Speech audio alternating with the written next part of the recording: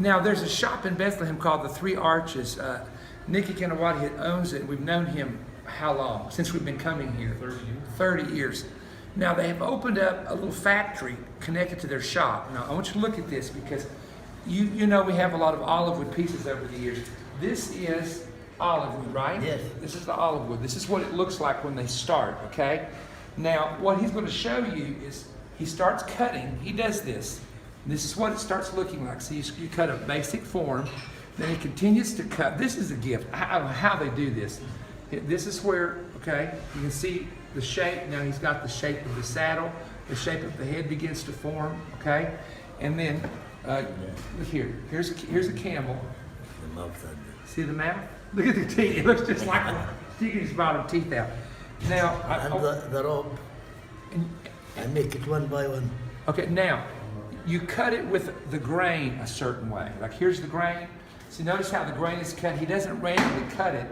He has to cut it. And what happens is there's dark parts of this grain. So when you put the coating on, let me give you, here's a great example here. See how the grain runs? And it actually creates a design in it. And this begins to really pop out when you begin to coat it.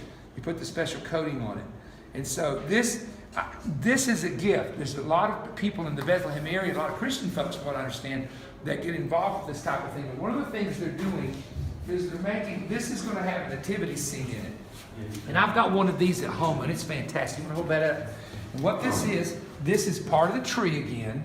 And what they've done, they've cut it. This was the log, cut it, and they cut it down. And you can see, turn that around, you can really see the tree. See how that was a tree? And then some of these are natural openings that are there. Some of them they make. And then what they do is they put the nativity scene. Look at this. See the wood? See the grain of that? And these trees, an olive wood, if it's taken care of, lasts, almost endlessly. And they put the little pieces of the nativity scene on the inside here. Now over here, now this is where I think see where he's spinning this over here? Where he's working on this? And sanding it down. Look at all this. All this is just Wait. all the olive wood shavings. Okay, he's going to show. This is great because I've never, no one that I know we've ever been able to show them how the olive wood pieces are made. And then this is really, really neat right here. So you can see he starts off with the tree. You think it's a basic form. This is just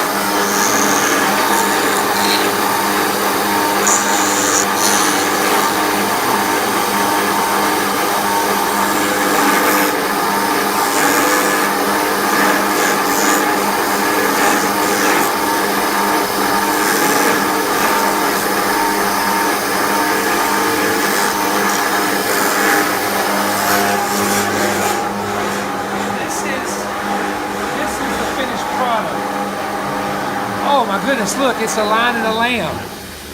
Look, Tammy, it's a lion and a lamb. Look, Charlie. The lamb, that's the theme of OCI. When lambs become lions. Look at that. Look at that. Very nice. Isn't that something? So this is Papa P and all the remnant. All my children, we call them. My children, OCI, that we're mentoring in ministry. Look at that. Isn't that beautiful? And there's the coating. And then you can see the grain. See what I was talking about, the grain? How they cut along the grain to match, how it's cut. So you don't want grain coming this way, you want it running with it. So there's the completed part. And here's something. Look at this. That looks like a musical note. It is a musical note? Look at that. Now, that's new. I've never seen anything like that. This is a hand. Now, does he design these himself? Yes. Really? Okay, look at that. Look at that hand holding the cross. Wow, wow. Here's a, let's see, here's, look here. Look. Here's for all the kids. E.T. You know what? I would say if he started making characters like that, parents would love that, you know? And then here it is ahead of Christ. Isn't that beautiful?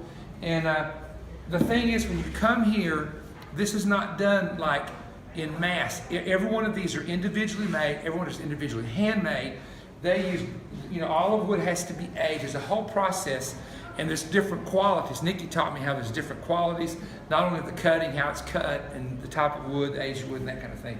And so, if you ever see olive wood from Bethlehem, it probably came from one of the shops here in this area. So, interesting.